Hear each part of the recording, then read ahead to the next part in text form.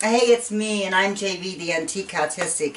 If you notice that that incredible pencil drawing, that was by my guest today, Marie Newman, who is the director of Autism in Community. She is a brilliant artist, as you can already see, and writer.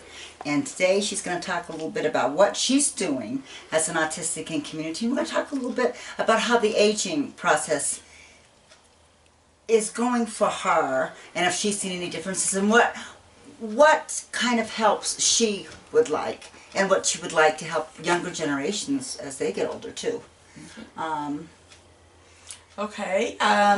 In June of 2015, I launched Autism in Community as a nonprofit, and I created it as a live-work support solution for adults on the spectrum. It's kind of similar to what I'm putting together. Right, and then the thing is, I did register as a nonprofit with the state of Colorado because of funding and lack of volunteer support. Right. And financial support. It's just a shell entity right now, and in so many respects, I'm Autism in Community, and I'm reaching out to other organizations that focus on the adult lifespan issues, employment, and I'm getting a lot of hands-on right now. For the first time in my life, I'm working with Voc Rehab, Division of Vocational Rehabilitation here in Colorado. I've been a client of theirs since I registered in October and became a client in December. And all along I wanted to go through their self-employment track, and I had to fight tooth and nail for them to even present it to me. And it's hard for a person on the spectrum to ask for help, and sometimes we don't know how to ask for help or what help we can ask for. And that's been the biggest challenge throughout my entire life. So finally, my counselor, out of the blue, gets promoted to supervisor, and he was supposed to be one of the top autism DVR counselors in Boulder County. He didn't know how to work with us. He knew how to maybe work with the intellectually deficient people that don't know anything, have any experience. But anyway, I have been through enough in my lifetime and experiences that I know a little bit about policy, procedures, processes, and I wasn't going to put up with that crap. So I got the name of the regional director, contacted her, and I told her I wanted the self-employment track, and she basically set me up. My new counselor, they got set up, but they brought in a self-employment coach from Fort Morgan to Longmont. And I got started, and it was just this past Wednesday that I finally submitted my business plan to start my art and stationery business, because they won't fund nonprofits. They provide resources, but not nonprofits, because the original plan was to get them to help me bootstrap Autism in Community. And so that's my own little private goal. And since then, as I get older, and living in an urban setting, it seems like the craziness and the chaos in society is more overwhelming than what it used to be when I was younger. Kind of like you, I faked it till I made it, or I knew there's something different, or I thought everything that I was feeling, everybody else was feeling.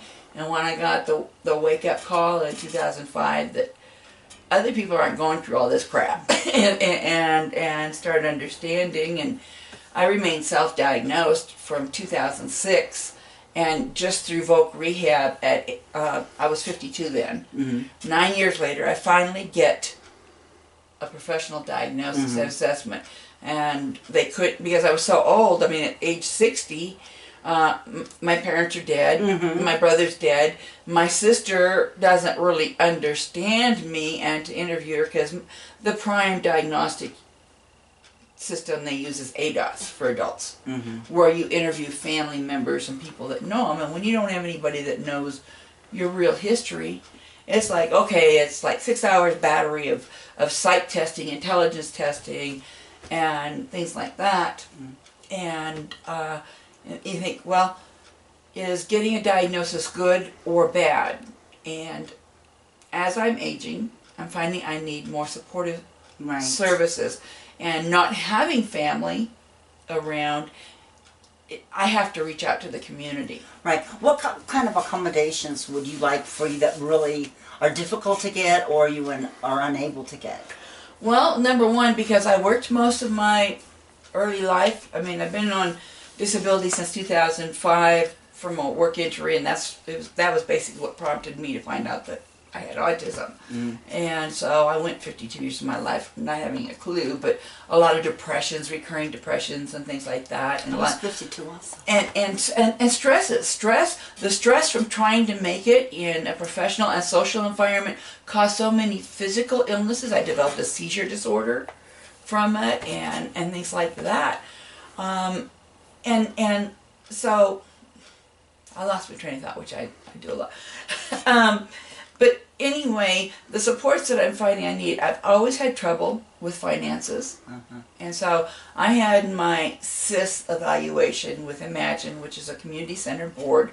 It's Colorado structure for the developmental disability or people, but you have to have Medicaid services. When I went on disability, I only became eligible for Medicare because I had earned income throughout my entire adult life. And so I worked in the oil and gas industry early on, and when mid-'80s, when that went bust, I had an early retirement severance package put away, so when I turned age 55, I could access these funds. And so I set up a retirement pension in 2010. And when I found out to get on Medicaid, because these services are only provided if you have Medicaid, which I didn't have. And so it was either sign over my piddly $45,000 retirement pension to the state of Colorado as a sole beneficiary, or find out other options to get on Medicaid. And so I found out from the president of the Autism Society of Boulder County about this new ABLE savings program. I don't remember what ABLE stands for, but in 2014 Congress passed the ABLE Act, which allows individuals who were disabled prior to or at age 26 and younger. Well, if you're on the autism spectrum, whether you're diagnosed at 50 or 3, you know, you're on the spectrum your entire life. Yeah, you're born with that, and before you age out of childhood, you develop the quirkiness and the complications of autism. So I took part of that, at least with these ABLE, it's like a 529 college invest program, it's a 529A. And you can, anybody, the disabled person is the only one that owns it and controls those finances. But anyone can contribute up to $14,000 sort of tax-free into it, and that can be used for any living accommodations, medical, rent, utilities, groceries, anything like that. So it puts it in protected, and it doesn't affect Social Security, Medicaid, Medicare, and things like that. But Colorado doesn't have their own program, and only four states in the country have it set up, and only 2 allow an out-of-state resident. So I set mine up in Nebraska. And so, but that didn't take all of my, I lost $8,000 when I surrendered that pension. And so I had a 20-year-old car that I bought last year, and I decided, well, I have future plans of going on the road, or I'm helping at Okate Cliffs, and it's a remote mesa down in New Mexico, and it's a Jeep trail to get the 2 miles up to the mesa, and my little Camry, you know, it made it 2 years, but barely. And so I said, okay, I'm going to get a truck. So I shopped around. I got a 2003 Ford 350 Lariat turbo diesel. Anyway, long story short, I got the money dispersed the 1st of September. I applied for Medicaid. And so I've been going through, I was approved for Community Center Board help, but I had to also do, they did this Vineland survey, your adaptive functioning skills. And that's, I mean, I can take care of myself, I can cook, I know how to clean, but I don't have accountability when I'm not doing it for somebody. All my life I grew up to find value as a human being was to serve others. Even when I, helped with the laundry, dusted and vacuumed for my family, it's for my parents and our family, not for me. I never did anything in my life that solely benefited myself. And now everybody's saying, you gotta do this, you gotta take care of yourself before you can help others. And they just don't understand, they can't comprehend that. And so,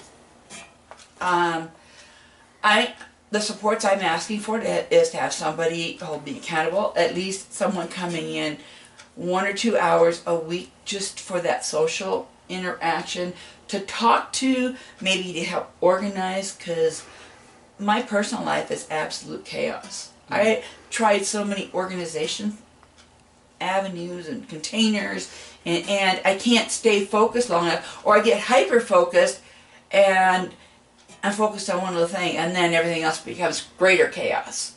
And so helping someone to What do you think about autistics helping other autistics, though? I think, in my opinion, we're going to have autistics helping each other and our allies helping us much more than really the government, because so often the government causes more problems than it solves, in my opinion. Anyway, we have to wrap up now. Oh, okay. So is there last thing you want to say? Last thing I want to say is all these little kids that are diagnosed with autism grow up to be adults.